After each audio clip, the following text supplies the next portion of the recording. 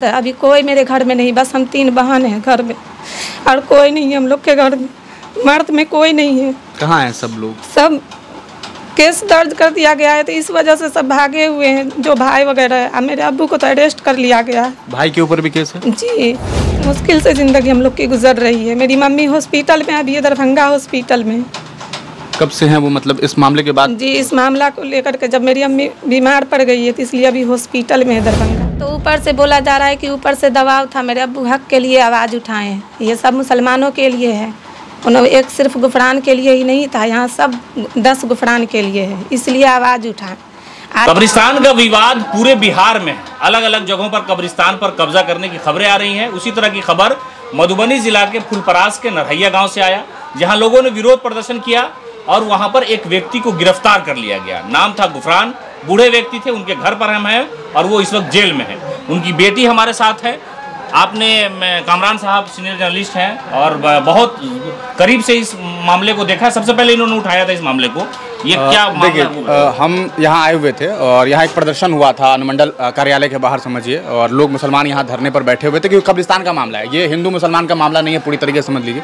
कब्रिस्तान है और सरकार के द्वारा कहीं ना कहीं अलॉटेड है सरकार के अधिकारियों ने, क्योंकि उन लोगों के पास अपर समाहर्ता का लेटर है, 1967 का लेटर रखे हुए हैं, जिसमें सीधे तौर पर ये कहा गया कि ब्यूरियल लैंड के तौर पर हम पेश कर देते हैं। और वो कागज़ मुझे दिखाने वाले इनके फादर हैं। अच्छा। गुफरान साहब। हाँ। वो हमें कागज़ दिखाते हैं, कागज़ दिया भी उन्होंने, जो इस वक्त जेल में जिन्हें जेल में गिरफ्तार किया। और उन्होंने एक स्टेटमेंट दिया था, हम आपको बताएं, उन्होंने इंटरव्यू दिया, उन्होंने कहा कि बाज़ाब्ता मैं एक चीज़ ऐड करना चाहता हूँ। उन्होंने मुझसे ये बात कही थी कि मैं ऐड करना चाहता हूँ, ये बात मुझे बताना है। और उन्होंने कहा कि हम इस पूरे मामले को लेकर के संजय झा जी के पास गए थे, जो कि जेडीयू के नेता हैं, आप जान रहे, कार्यकारी अध्यक्ष हैं। उनके पास वो जाते हैं और इनके फादर ये कहते हैं कि जब हम जाते हैं तो हमें एक तरह से दुत्कार दिया जाता है कि तुम मुसलमान होकर के वोट कहाँ दिए थे, मुसलमान हो, तुमने वोट नहीं दिया था। तो क्या अगर किसी ने वोट नहीं दिया है तो क्या नीतीश कुमार की पार्टी मुसलमानों का कार्य नहीं करेगी? ये भी एक बड़ा सवाल है। और अगर ये बात कह दिया है तो कुछ दिनों के बाद होता यह है कि एक फिर से काम शुरू हो जाता है। जब काम शुरू होता है उस वक्त इनके फादर वहाँ पर मौजूद भी नहीं होते, जैसा कि मुझे खबर मिली थी। उस दिन मैं नहीं आ सका था, लेकिन मुझे खबर मिली कि वो वहाँ नहीं थे। लेकिन इसके बावजूद उन्हें गिरफ्तार किया गया ये कह करके कि ये तमाम चीज़ें जो हुई है, क्योंकि आरोप लगाया गया प्रशासन के द्वारा कि पत्थर फेंके गए, लाठी डंडे से जो है पुलिस प्रशासन के लोगों को मारा गया है। एक साहब का मेडिकल सर्टिफिकेट भी है। हालांकि हमारी टीम ने जब यहाँ आकर के कवर की तो आपको बताया कि कम से कम दर्जनों महिलाएं ऐसी मिली जिन्होंने शिकायत की कि हमें मारा गया। हमने तो वीडियो हमारे पास विजुअल्स है जिसमें देखने को मिल रहा है। और ऐसे में इनके फादर को अरेस्ट किया जाता है। आपने देखा होगा वीडियो, लुंगी पहनी हुई है, लुंगी पहने हुए हैं और गंजी बनियान पहने हुए और लेके गए। उनकी बेटी है, हम उनसे बातचीत करते हैं और उनसे जानते हैं कि आखिरकार इनके फादर कहाँ थे, क्यों उन्हें जो है गिरफ्तार किया गया, क्या पूरा का पूरा मामला है। देखिए, मेरे अब्बू को गलत तरीके से फंसाया गया। ये कब्रिस्तान को लेकर के मेरे अब्बू, मतलब उस पर भवन बनाया जा रहा है गैर कानूनी तरीके से, और मेरे अब्बू इसमें आवाज़ उठाए हक के लिए, तो इसलिए गलत तरीके से उसको फंसाया जा रहा है और ले गए यहाँ से अरेस्ट करके। किसी बगल गांव में थे वो। आपके पापा जो हैं, अब्बू जो हैं, उन्होंने कोई मतलब यहाँ पे मीटिंग किया था क्या कि पत्थर फेंकेंगे इस तरह का? कुछ भी मीटिंग नहीं हुई थी, नहीं कुछ भी मीटिंग, घर में मीटिंग वगैरह कोई भी मीटिंग नहीं हुई थी। क्या लग रहा है कौन लोग फंसाया होगा उनको? अब तो ये साजिश के तहत किया गया है, इसमें कुछ साजिश भी है। मेरे अब्बू पे आरोप लगाया गया है ये गलत तरीके से। किस तरह की साजिश लग रही है आपको? किसने साजिश की होगी इसमें?